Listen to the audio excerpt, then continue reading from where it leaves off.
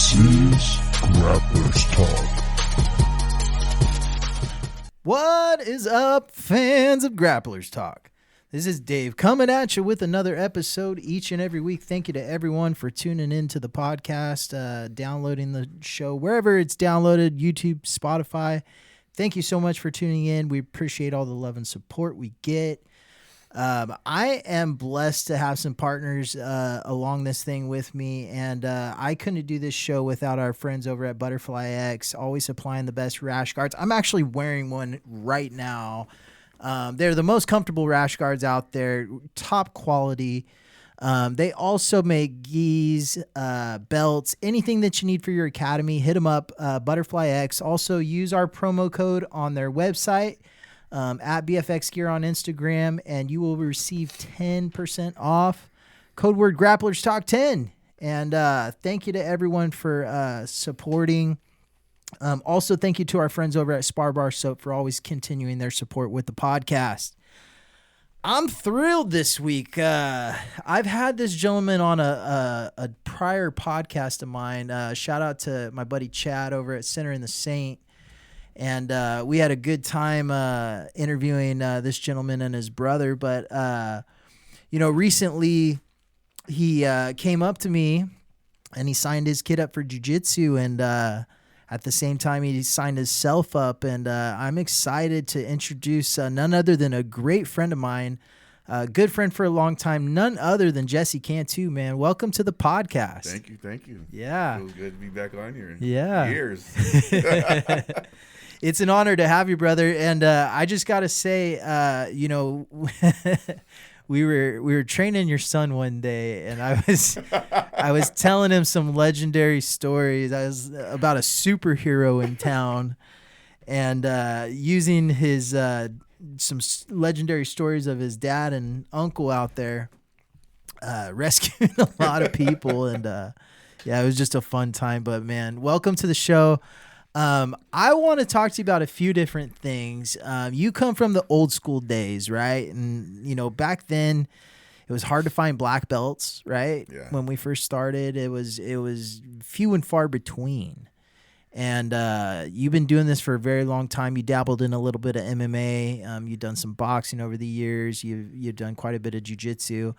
I am thrilled to have you on. Let's talk about how you got introduced into jiu-jitsu, the very first time you walked into any sort of MMA or jiu-jitsu style gym. What was it like? What was the experience? I think it was back in 2000. Get up in that mic, brother. About 2004. I went to Texas and was out there. My uncle, he had a gym out there. It's called Obi's Gym. My uncles, they used to box, and he taught martial arts, Kaju Kembo. And he started showing us a little bit of grappling. We always did stand-up. We were always into the martial arts. And when I came back, it was like 2004, and couldn't find anything. Just looking around. And then Pacific Martial Arts, when they were on Pacific Avenue, that's where Nick, Nate, Steve, Heath, a lot of them were at there, and they were just starting too. And went over there, was there for a little bit until they closed down. Then after that, there wasn't much really anywhere else you can find anything. Yeah. Unless you were invited. I was like, you couldn't go anywhere. You had to know somebody. Yeah, you had to know somebody in order to get in. And then I forget who I ran into. I think it was Tim McKenzie, and he told me about Eric Shingu. Yeah. In California, and he told me to go down over there. That's where I met Ernest and all them, Bobby, and started training over there. I think I was there for like a good year, and then they closed down too, doing remodeling and all that. But it was good times over there, man. Yeah. Rolling with everybody, learning. Eric was phenomenal, Yeah. It was awesome working under him, training under him. Yeah. And then he had these things in the back called the chairs. Yeah. I'm glad you brought that up. Bro, yes. They're still around in this town. Ernest has one at Ronan. Yes. Yeah, he still has one. I think what's his name took the other ones back. Ryan Murphy. Ryan Murphy, yeah. Yes, black belt at Crosby Gracie. Awesome, bro. Yeah. That guy, He's a badass dude. bro. I'm pretty sure he just got his 3rd or 4th degree. And Congratulations, to Ryan. That's where I met David Hose. Yeah. David Hose, and everybody, man, good group of guys. Dude, you look back at that group of guys. Like, you named off some legendary names there. You named off Steve Heath, right? Who everyone, I mean, if you were a fan of MMA in this town or this area, you knew who the fuck Steve Heath was, right? Because he fought Chuck Liddell. Like, everyone knew that legendary fight. And, you know, Steve's nickname is the King of Stockton. You know, like always has been. So he's held Stockton down for many years. Pioneer of jiu-jitsu and MMA and all that stuff coming to this town. You mentioned Nathan. I mean, obviously their accolades speak for themselves, being in the UFC and everything. Then you mentioned guys like Tim McKenzie, who's another UFC guy and black belt in jiu-jitsu. And, I mean, you could go on. Ernest Mello, 3rd degree black belt under Crosby Gracie. Bobby Lama, high-level black belt, you know, in multiple martial arts, you know. Muay Thai, too. Muay Thai, dude. Yeah. You know, back in the day, when I first told Eric, I was like, hey, I want to fight. He's like, all right. And so we'd be all in the gi, like geed up and doing the warm up and running some little laps. This was when we were on Pacific, over by Finn's and all that, over by Bank of Stockton. Yeah, right in the little small. Yeah, you had to go right. You had to go in the back. Yep. By the fences back there. Oh yeah. So we were doing the warm up, and I told him I wanted to fight, and he would pull me out of the warm up, and he'd have me spar like with Bobby Lama in the middle. So everyone's doing push-ups and sit-ups, and me and Bobby Lama are doing stand-up in the middle of the fucking ring.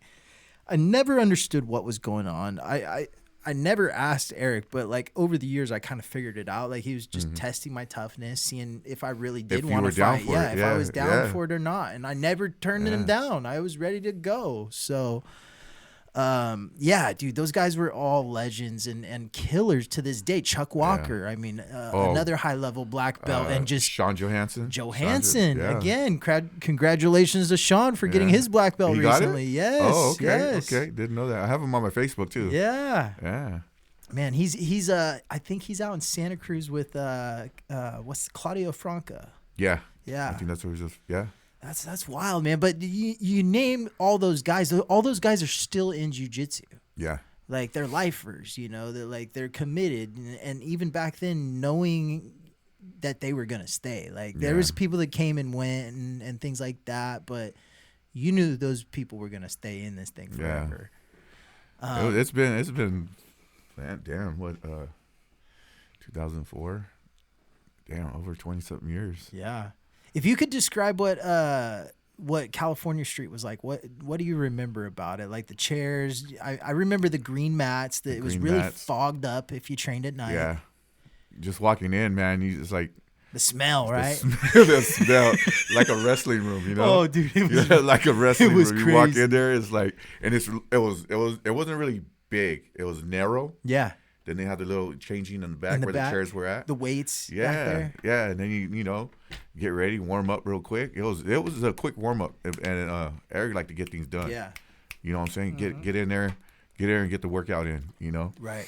Good instructions, man. It was just badass, bro. It was good. I learned a lot.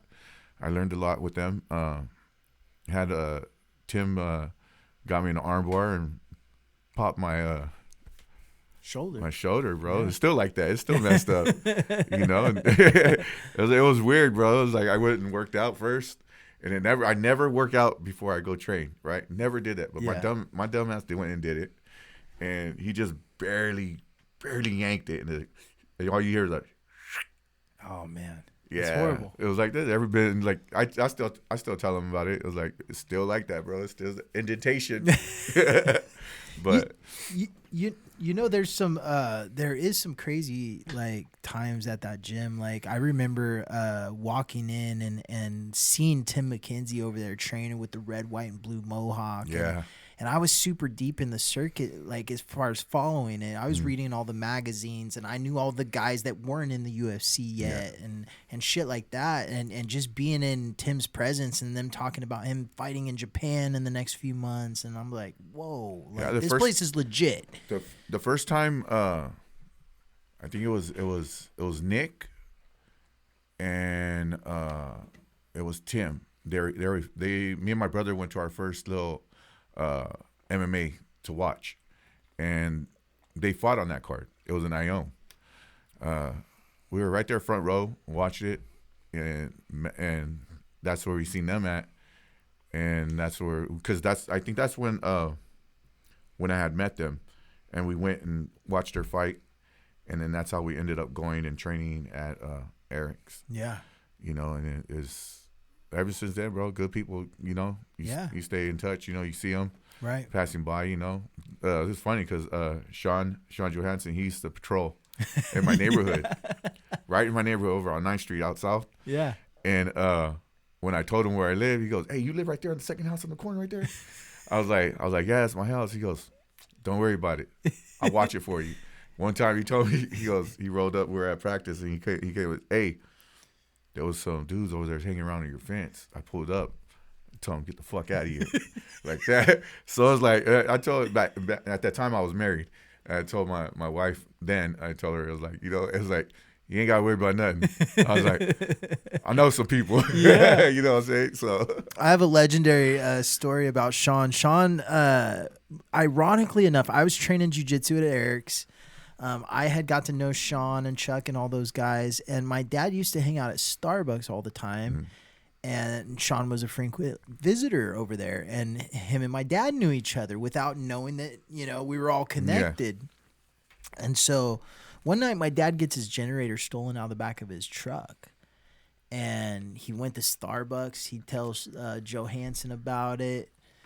Johansson calls up a couple buddies. They go and do some parole checks. No joke, about 3 hours later, and this is back in probably like 2000. So we're transitioning out of answering machines, but I think my parents still had one. And I remember we came home from like church or something. We played the message, and it's like, "Hey, this is Officer Johansson. Mr. Pearson, just want to let you know your generator's in your backyard. We put it there safely for you.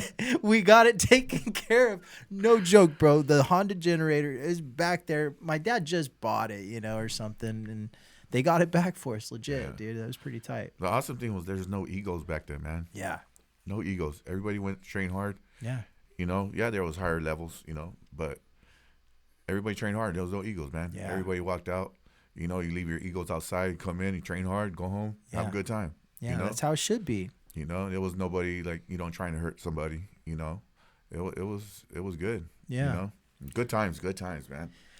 I know you dabbled a little bit in MMA. Talk to me about how you got pulled into MMA, or what kind of got you to go that route. It started with jiu-jitsu. It started with that. Like I said, we always been in the martial arts, you know, Kaju Kembo. And I talked to my uncle Johnny. He passed away back in 2009. And prior to that, you know, we always talked, and he always encouraged us, either boxing, because my family's big in boxing. You know, my cousin fought in Texas. I was like, so it was like, it was big. I was about to hit 30, and I was like, you know, by the time I'm 30, I want to get in there.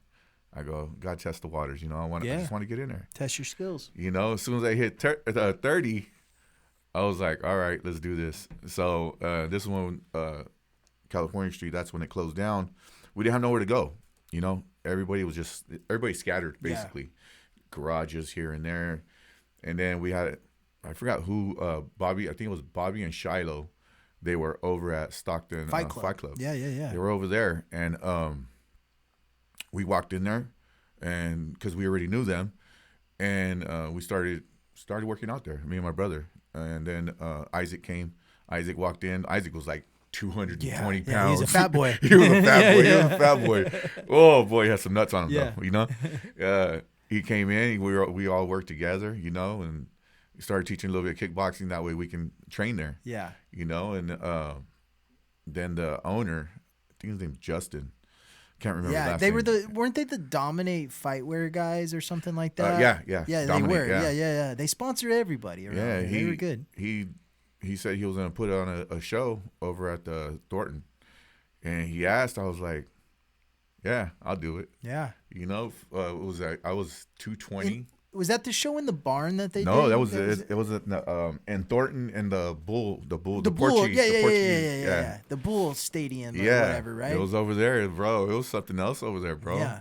I think I came down from 220, and it kept going down, bro. Next thing you know, I was 4 pounds overweight. They said, go lose some weight. We were fighting at 170, bro.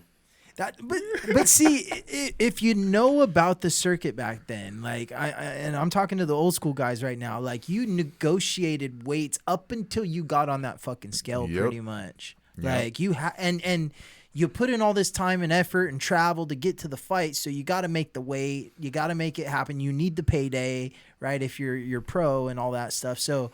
You could, and it was hard to get fights back then too. So it was like you had to progress with it and, bro, and make it happen. Cockfight, bro. Yeah, 5 and 5. That's what you were paid. 5 and 5. Yeah. You know, it's like that's how I got into it. And then I didn't have nobody to do the corner, so I went to Sensei Eric. Asked him, I go, Sensei, would you do the honor of cornering me? He was like, yeah, so. I got a lot of gratitude, a lot of love for him. Yeah. He cornered me. It was a tough one, and then after that I had another one in Jackson, but I already knew I was getting older, so I didn't have too much time in it. I wasn't gonna make a career out of it, nothing like that. You're just trying to get it in while you could. I had prior to that, like me and my brother were sparring years ago, and this glove barely touched my eye, detached retina, bam. Yeah. So even if I wanted to keep climbing, I couldn't pass the. That's all the tests. In the beginning, all it was is you cover your eye, read the letters. Yeah. I cheated. Yeah. They weren't very strict on that kind of stuff back then. Not until I had an opportunity to fight at Strikeforce Young Guns. Yeah. And Isaac fought on that one. Everything was good up until we went to there was like, you have to go to the ophthalmologist. I was like, I'm done. Yeah. Because that's when they have to look they into your eye. Dilate them. Yes. I remember Bobby going and getting his medicals done, and they dilated his eyes, made him wear the big glasses or something out. And I remember that. So that's how it went. My brother fought on that card too. And then the one in Jackson when he fought, it was Isaac was fighting. And Danny Grider came up to Moses and was like, hey, you got anybody? We were with Isaac at the gym. And he looked at me. He goes, you want to fight? He was going to fight heavyweight. I was like, hell no, I'm 210. No, I was 202. And then my brother goes, I'll do it. Yeah. Granted, my brother wasn't in shape. Yeah. And he took the fight. It was a tournament. Yeah. So it was something else, man. Hey, those day of fights to take, man. You sometimes I took one. I took one on 20 minutes notice for Chad a couple times, and I mean those are tough fights, dude. You never know what you're gonna get. You're either gonna fucking you don't know who you're gonna fight either. Yeah, you're either gonna be a superstar, or you're gonna look like and that's when you was 0-0. Yeah. And you were fighting somebody 10-0. Yeah. You never knew. And because they lied. They lied about their records, you know, because it wasn't tracked. Well, and back then too, like the only thing really tracking your record, even if you were pro, was Sheerdog. And it would take them 6 months, sometimes a couple years to update them. Sometimes they would never update them. There's still fights that are not even on Steve Heath's record on Sheerdog that he had. Yeah. So, I mean, that was our only source back then. Like, that was kind of, you remember Sheerdog though? Like, that was the website. That was, like, everybody went to Sheerdog. Everybody, you want to look at fighters, you want to talk about fighters, you go to Sheerdog. Oh, yeah. Yeah. They had all the forums. Like, if you were questioning something or somebody, they were saying they were Mr. Badass and you didn't know, you'd put them on Sheerdog and everyone would tell you. Like, whether they're real or not. You know? Straight up. Well, that's how I got into it. It's just that hunger, that want, and ended up doing it. And then that's where the whole bouncing came into play. Shiloh if me and my brother wanted to bounce on St. Patty's Day. Oh wow. Yeah, so So Shiloh got you guys. It was Wow. Shiloh. It was Shiloh. He goes, I need a couple of guys, and it was like, fuck it, let's go. Yeah. Me and my brother did it, and Some of the best bouncers I've ever come across. man, bro, ever since then, I did it for 18 years. Yeah. Bouncing in Stockton for 18 years, man. Yeah. I bet you've seen some crazy shit. Man. I know you've seen some crazy shit. I might have caused some of that crazy shit back in the day. It got rough, but luckily, bro, the training that I've learned kept us safe, bro. That was the thing about you guys. Situational awareness, keep watching everybody's movement, being confident, knowing that, if you get side busted, you know what's going to happen. Yeah. You know how, if it goes to the ground, you know how to protect yourself. Yeah. I wasn't afraid if I got on my back on the ground. Mm-hmm. I wasn't afraid of that. Yeah. It was like, you're not going to stop me because I'm going to go straight for that leg. I seen you use quite a bit of jiu-jitsu in real life action, It works, bro. It works. Somebody says it don't work. Try it. Yeah. Try me. No, I will say from the other side of the spectrum, like being at those places, I always felt safe when you guys were around because I knew I seen the situations break out and the awareness that Mark had and the awareness that you had and the communication you guys would communicate with each other. That was different than other bouncers. Like you guys had level heads to be able to communicate and still effectively stop the situation, not escalate it. Too much and handle it. A lot of people thought we wanted to fight. No. The last thing I want to do is fight, because anything can happen, man. Yeah. It was like but we're game for it. Yeah. Me and my brother, we bounced together. Yeah, always. Every little spot we were with each other. We were with each other, We had a couple of friends that were brothers, that bounced with us as well. So everybody was connected. And we met a lot of people, seen a lot of people, got a lot of respect from people, and it was good times, and but coming back is even better. Yeah, there's to back up a little bit. There's nothing like better than having your brothers back, right? Yeah. Like that person's gonna back you up until the death, right? Yeah. Like where. Homie that you really are cool with and maybe share some cigarettes on the break or whatever it is, right? True that. You don't know that he's going to fight till the death with you. Yeah. Knowing my brother was like, it was, you just imagine yourself back to back. Yeah. And throwing them, that's where it's at, bro. It was like confident knowing that we both have skills that we learned. Yeah. And being able to kind of show other guys, hey, this is what happens, But what's the age difference in you guys? 4 years. Okay. 4 years. He's 4 years older than I am. I'll be 50 in April. Back in the day, for some reason, I don't know. Everyone thought you guys were twins or something, because you guys were both big as fuck. Yeah. Hey, bro, it's amazing, bro. Because growing up, I was skinny, bro. I was in high school. I was 145 pounds, and then I started working out with my brother. In 1 year, bro, I jumped up to 175. Yeah. And then after I had my daughter, my weight just went 220. Never seen 175 again until the fight. Yeah. Wow. But yeah, it was tough, bro. Yeah, man. Loved it. You guys though were always training. You guys always had your Kaji Kempo background. I want to talk a little bit about that because I'm not too familiar with Kaji Kempo. What does that really entail? I know it's a lot of stand-up stuff, but I know it incorporates multiple arts. Yeah, it originated in Hawaii, in Hawaii, and they had it was karate, Tangsudo. I think it was Kodokan and judo. So that's where you get the Jew, and my uncle was a black belt. So he would come when they would come from Texas and stay like a year or so, and then they go back to Texas, So he'd come and train us in the garage. We in the garage working out. Toughest motherfucker ever, bro. I bet. And, he used to be a bodyguard for a lawyer in Texas, in South Texas over there. So he was a bodyguard out there, and Kaji Kempo It's almost like the original mixed martial arts. Talk me through how he would train you guys. Like what were some of the stuff he'd have you guys do that's a little bit different? It's no nonsense. It takes all the fluff out. Yeah, you're talking about you're standing up in a horse stance, getting kicked in the gut. The one thing he didn't like was going 100%. If we did, we get our ass chewed out. He teach us to take our time, pick our shots, and work the angles, because that's what Kaiju Kempo is. It's all about angles, and yeah. So my brother got more into it. I just got up to, I think it was orange belt, because I was always either playing football or running track. But my brother was a black belt. He got his black belt from my uncle before he passed.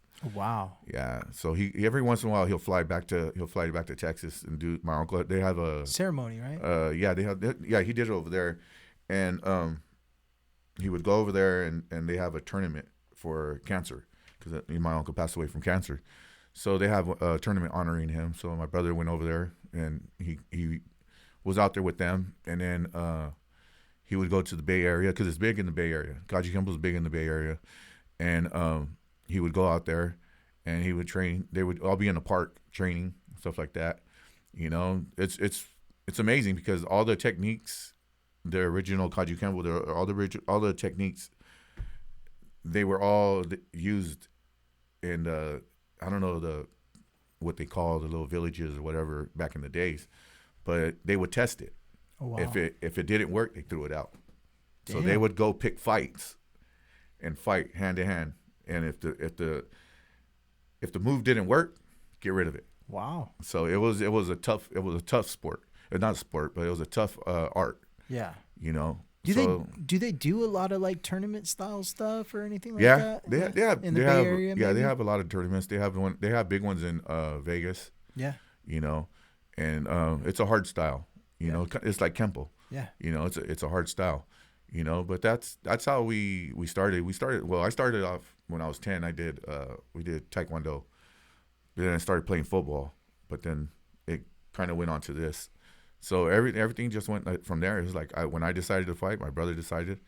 We trained together. It was rough training with your brother. Yeah. Bro. Yeah, the sessions are usually a little bit tougher, right? Bro, I seen Tweety Bird, bro, Yeah. going sparring, and he kneed me, bro. Knee me. All you see is Tweety Bird flying around. Then I knocked him out. Yeah. He doesn't like me talking about it. I was like, how's that right leg feel? If you think about it, man, there's been some fucking legendary brothers out of this town, like Diaz brothers, Shingu brothers, Cantu brothers. I mean, we could keep going, the Curly brothers. I remember meeting JC. Yeah, I remember at Stockton Fight Club too. Yeah. Met him over there. Yeah, he was getting into the fighting about the same time. Yeah. I he remember got Justin. his black belt too, right? Yes, he got his black belt, Justin was coming around back then.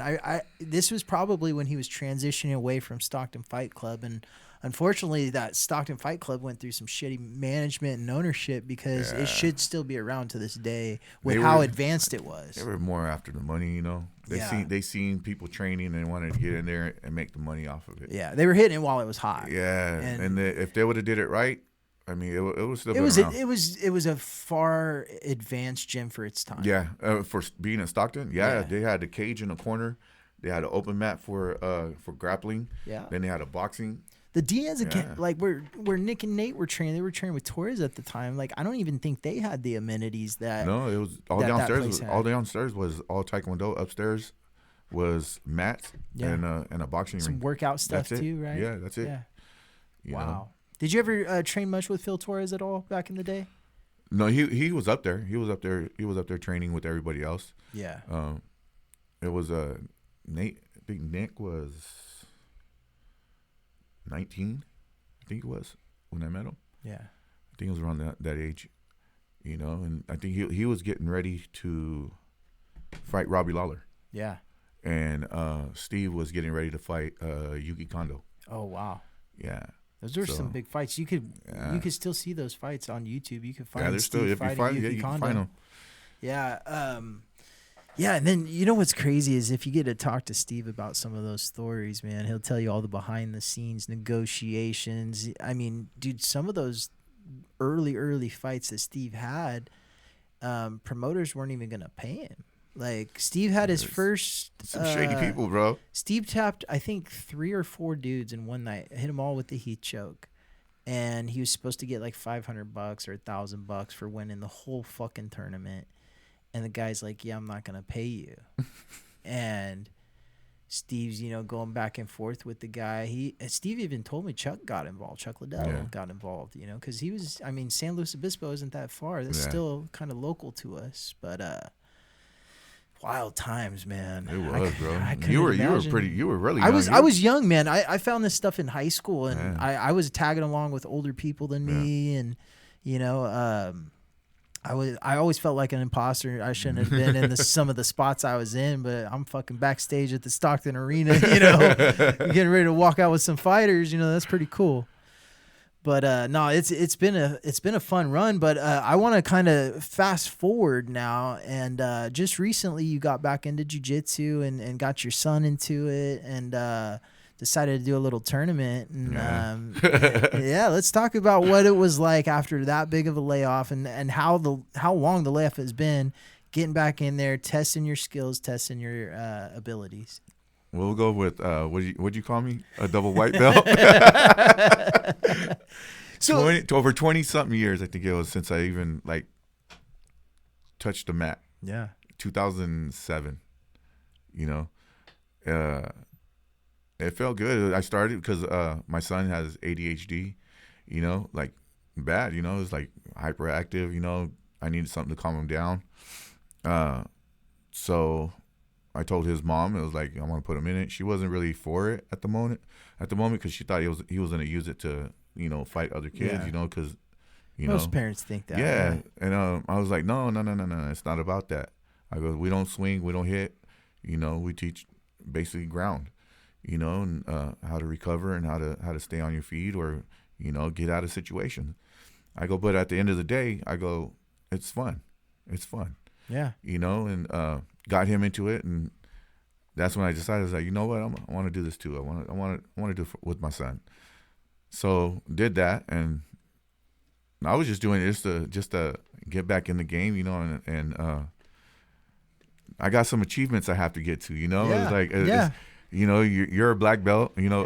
Everybody I know is black belts. All your old training partners. All my old training partners are all black belts, and here comes me, and still a double white belt. Yeah. But no, it feels good though. It feels good coming back.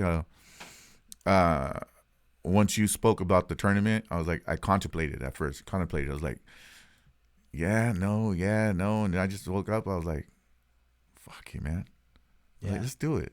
I was like, yeah, I'm about to hit 50. It was like April 1st, I'll be 50. I was like, I want to get back in there. I got some accomplishments to do. So, yeah, when you asked me, it was like, "Are you still gonna do it?" I was like, "I already signed up." Yeah. I go, I'm there. When I mentioned it, like I was wondering if some of these younger cats were gonna think about it or try it out or see what it was about. You were the last one I thought was actually gonna do it, so it really pumped me up when you told me you were going to do it. I was like, okay, I could work with that. He's got, some old school training. I know how this guy works. Yeah. So I was thrilled, man. And, no matter what wins, losses, it doesn't matter. Yeah. It's really about getting out there. The battle is the challenge and everything you go through. It's putting yourself out there, it's putting yourself out there and just having fun. Yeah. It's it is rough. It is rough. It was like, I wasn't well conditioned. Come on now, 20-something years, and we didn't have a big notice on that. Yeah. It was like, I was like, fuck, let's do this. I want to do it. I was like, I have to rely on my technique, and what I know, So once I stepped out there on the mat, it was like stepping into the cage. You can't walk out. Yeah. You walk out, you a bitch. Yeah. You got to fight. You're stuck. You're stuck. You signed up. So it's like once I walked there on the mat and I seen the guy across from me, I was like, it's all right. We're both up there in age. Yeah. I was like, he might be in some pain too. Yeah. I was like, so that's what I did. You know, I Yeah. went out there and I had fun and burnt a lot of calories. You know, I was like, but it helped me though. It helped me get down to a healthier weight. You know, I was going about 246. I was smoking a lot prior. Like I quit like 3 years ago, and then I stopped drinking. I was like, no more drinking. I don't want no more alcohol, and just try to get myself back into it. You know, and I know that jiu-jitsu will help. You know, it's like you hear about everybody. You know, it helps with your mental your mental health. You know, and just being out there and seeing everybody is like I felt good. You know, and after it's like there's another one coming up. I pulled my little hamstring again. You know, and I was like, when you're older, it takes longer to heal. It you know, does, so yes. I'm still working on that, but I'm gonna try and get to the next tournament. I want to try to get in there again. Maybe a little bit lighter. Yeah. You know, maybe take the 208. You know, and I think I either way, I can't wait to get back. Yeah. Like I'm sitting at home. I had those tense machines on my legs. You know, I'm like watching jiu-jitsu videos. That's good though. And something just to keep knowledge in my head, you know? Yeah. And that's what it did, is like it brought everything back. Like everything that I remember that I've learned, I was like, I do it to survive. Right. You know, I'm not trying to come over here and tap all these young people out, you know? Yeah. I don't care if they tap me out. I was like, but they gonna work for it. Yeah. You know, and They're gonna know they were in. You're a gonna battle. work. I might be old. But you're gonna earn if you're gonna tap me out or choke me out, you're gonna earn it. It's gonna be hard to choke me out because I won't do that. Yeah. I was like, you know, and it's just not giving up, you know. Yeah. So it's like, you know, that the last match I felt that guy get that collar choke. I was like, nope. I don't tap like this in practice. I ain't tapping to you. I was like, I think I might even shout out, "Don't tap to this." Yeah, I heard, you're like, you better not tap to this. I was like, in my head, I was like, no, I'm not. So I was trying to wiggle my way out. I was like, and then beep. I was like, oh. But it felt good. At the end of the day, it felt good. And dude, I'm eager. That's one of the hardest things, though, like coming off that kind of a layoff, man. Like, you don't know what your body's going to be like. Yeah. That's a lot of years to add on to it. That's a lot of injuries, a lot of life, you know, and you don't know what you're going to get out of it. You can only hope for the best. But I want to ask a couple questions here. Number one, what was your experience like competing at Jiu-Jitsu World League, like the overall organization of World League and what it's like, and compared to, like, I mean, I think of these old tournaments where I one time weighed in at 10 a.m., didn't have any matches, didn't eat all day, didn't have my first match till like 11 p.m. That's how tournaments ran back then. Nowadays, I mean, shit, your match started 10 minutes early. Yeah, so, bro, it was on time. I think the whole tournament was on time. Yeah. You know what I'm saying? It was smooth, no hiccups. From the weigh-ins, boom, everything just the like gi clockwork. check, like they have a good system down, right? As soon as before you even walk out where the mats are, they check your gi. Yeah. You know what I'm saying? So it's like you're walking in line, in unison. Mm-hmm. Then you're in the staging area. Yeah, the bullpen, They get then your they name. take you to your mat. Yeah, they take you to the mat. Everybody goes to the mat together. And then, boom, it just starts going. It starts flowing. Just flowing. And this is actually the first jiu-jitsu tournament that I've ever been in. Okay. I did a submission one years ago, and I think it was Lotion through it. Oh, Dave Lotion, yeah. In Valley Springs. Foothill submission tournament, yeah. It was over there, and it was all no gi. It was just submission grappling. So I did that one over there, and ever since then it was like it's fun, you know. It's good, but their tournament. It was awesome, bro. Yeah. For the first time experiencing it and seeing how well it ran, you know, it was. It's a great organization, it is, bro. Man. It is. Like, and like, no joke, like, how many competitors are there, dude? Like, for the Stockton Arena, that doesn't draw the crowds it nearly did in the past, right? It's not 2007 when Nick Diaz was fighting there and all that. It's a little bit different. From basketball to hockey, it doesn't sell it. It doesn't. We've lost a lot of our teams. Yeah. You know, and to see the Stockton Arena that full of just jiu-jitsu people. It's and bad, bro. That was families badass. and, like, That was that's badass. a good experience, Yeah. right? Just sitting there in the stands. Like, I got there. My match was at 3:00. I got there about 1. I got there about 1. Sat down and just watched. Got to watch Isaac's daughter compete, and just watching, bro. Is like from the stands. It's like, this is pretty bad, bro. Yeah. I was like, all the mats lined up, everybody's there, and you know, everybody having a good time. Yeah. You know There's nothing crazy going on, Bro, right? it's Everyone's like- just all laughs and smiles and love. everybody's having a good time. Yeah. You know, and that's what I think this community does. There's no like you'll find some egos and stuff like that. We even like passing by people. Hey, how you doing? Yeah. You know, nodding your head. They're acknowledging you back. You know, and after the matches, no hard feelings. Yeah. You give hugs. Yeah, shake hands. you guys were all pretty chummy on that Yeah. podium together. Yeah, bro. It was like, hey, that's what happens when you have 3 old guys. Yeah. You know, I think I was the oldest, if I'm not mistaken. I think I was the oldest, and yeah, the one with the longest layoff. Yeah. You know, I'm sure. Yeah, you know what I'm saying. So, but it was fun, bro, being up there and like even like, yeah, it was 3 people. Yeah. But it was 3 people that fought their ass off, you know, and getting second, I was like, I can deal with that. Yeah. I can deal with that. And I was like, the other guy had more conditioning, so he's been in there longer than I have. I was like, but if I was better conditioned, I knew I would perform a little bit better.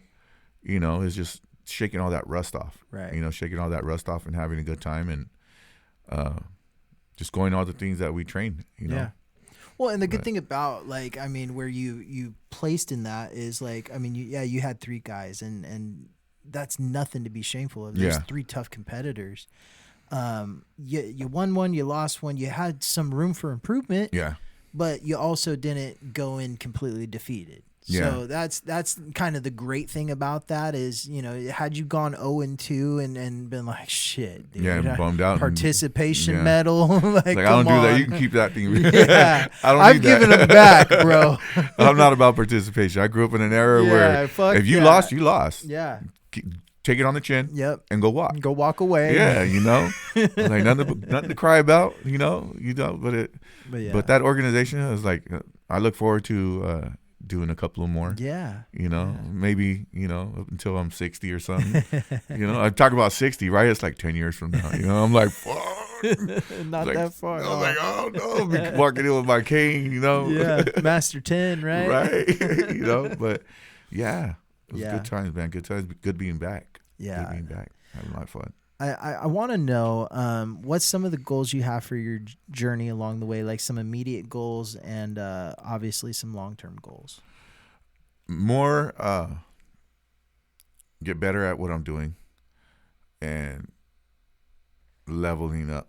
You know, it's been so long, you know, and looking back at all my peers, all my friends, all my buddies, you know, that's what kind of got me too. I was like, I look back and I go, dude. But, you know, family life, you know, you have to take care of the home, work, you know, and that's what basically what it was, you know. I had to make that money, you know. It's not, you can't live off of jiu-jitsu, you know. I mean, if you're barely starting out, it's like you're not going to live off of it, you know. Yeah. I don't look at that. I go, but I do need to accomplish what I set out 20 years ago. Yeah.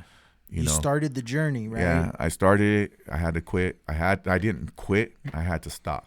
And we've all had long layoffs, like all the Yeah. old school guys. You know, Bobby had a little bit of a layoff joining the military and starting Yeah. a family, and Greg had a major neck fusion surgery. We've all had our own battles and stuff, but I feel like the journey is always there, right? Yeah. And we may veer off or we may have to take a detour, you know, but as long as we get back on that path, you know, life doesn't stop, you know. So we're limited on time. We just got to make the most of it. And Just trying to get as far as I can, not as soon as I can, but because I'm, like I said, I'm up there in age, you know. So it's like I just want to accomplish what I set out for. Right. years ago, and be able to sit and roll with my son and train with my son, teach him things. I have 2 older sons as well, but they're not into it. Yeah. My son, he loves everything that has to do with he loves fighting. Yeah. It's like he loves fighting. I was like, it's like, are we gonna punch? Remember? It was like, Yeah. are we gonna punch? Are we gonna learn how to hit? No hitting, no hitting. It's like that. So it's something I want to do with him as long as I can. Yeah. And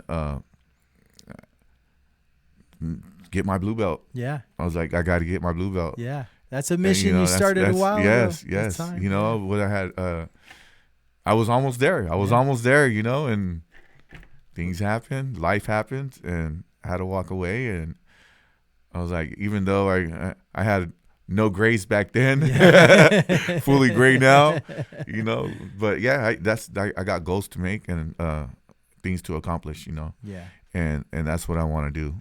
So, but yeah, and I got a lot of gratitude to you guys, Yeah. you and Greg, it was like there's nothing else like training with buddies. Yeah. Oh yeah, that's the best. People that you have respect for, and you have love for. It's like there's nothing like training with each other. Oh, dude, and like, there's just a different the funness, like the laughing, the bullshitting, the trash talking that goes on with friends. It's fun, man. It's like we're missing Chad. He's over there. It's always a hoot. Oh yeah. No, it's good though, but you're on the right journey, man, and that's what it's about. Is like no matter how long it's been, jiu-jitsu's still gonna be there, and you just got to find your way back to it. And you never lose it. Yep. I thought I was gonna have to figure it all out again. I was like, but once you start doing rolling again, everything starts clicking. It's like I remember this. I remember that move. I remember the counter to that move. Right. It happens. The more consistency along the way too. The quicker it starts to sharpen. So. I'm excited for you, man. I'm real thrilled to talk to you again. Thank you for being a part of this episode. I have a funny story. While I was in Vegas over the past couple of days, my little nephew got his gray and white belt in jiu-jitsu. Okay. And so we were all excited and calling him up. And first thing he says, "You tell Uncle Dave? Did you tell Uncle Dave I got my belt?" And so I got on the phone with him, congratulated him. And then as soon as we got off the phone, I looked at my cousin, his dad, and I said, "Hey, dude, you better start training." Mm-hmm. And he's like, "Why?" And I said, he's already passing you up, bro. He just got out of white belt. So you better get your ass in the gym. Exactly. It's the last thing you want, right? Your son to pass you up, I can just imagine my son. Should have been there. Yeah. You should have put in the work, Dad. He's a little sarcastic ass. I love that guy though. Yeah, he's awesome. Yeah, I'm gonna let him take his little break. Yeah, I'll let him take his break and then bring him back. The kids, they got so many different things in life going on and growing, and especially like we said, it's a journey. It never leaves you. It's always gonna be there. So. It's just great to see families getting into it together, and it'll give you guys a little bond down the road. And I've even interviewed people who said their dad used to train, and that's the reason they train. Yeah. And they get into it later on in life, circle back around and become black belts. So you never know what'll happen. But again, Jesse, thank you for being a part of this. I like to just give everyone a few minutes for any sort of love, any sort of shout outs for any of your homies, brothers, love, family, anything like that. Take a couple minutes. The floor is yours. Shout out to my brother, my, nothing but love for my brother. Then for Isaac, it was good seeing Isaac out there. I hadn't seen him in a long time, and we were tight, we were always around each other. So I was like, it was great seeing him, man. Really love that guy. He's been through a lot. I seen him. I love that guy, man. Yeah. He's like my little brother. He's just like my little brother. But and his brother Carlos, got a lot of love for them. Of course, you, Greg, Chad. All my homies, all the day ones. Sensei Eric. Missed him. I haven't seen him in a long time. Yeah. It's been a while. That Shingle fighter. Yeah. Shout out to Tim. Good to see. I thought I was gonna see him over there at the tournament. Yeah. You know, I don't know, Sean Johansson. You know, all the old school guys. You know, shout out to them. You know, to see them grow, see what they accomplish. You know, Anthony Garcia. You know, me and Anthony go way back. Yeah. Me and Anthony, we used to play Pop Warner football together. Yeah. I was the quarterback. Yeah. So you know, it's great seeing that he got his black belt. You know, I see him smiling. You know, and like, I was like, all right, Yeah. I see you. But yeah, man, that's about it. Yeah. So. Well, thank you again for being a part of this. Everyone, don't forget to check out our partners, Butterfly X BFX Gear on Instagram. Also, give some love to our friends over at Spar Bar After Training Soap. Make sure you follow them, subscribe, all of that good stuff. Use our promo codes for any discounts on products. Again, this has been another amazing episode of Grapplers Talk. This is Dave, and we are out. This is Grapplers Talk.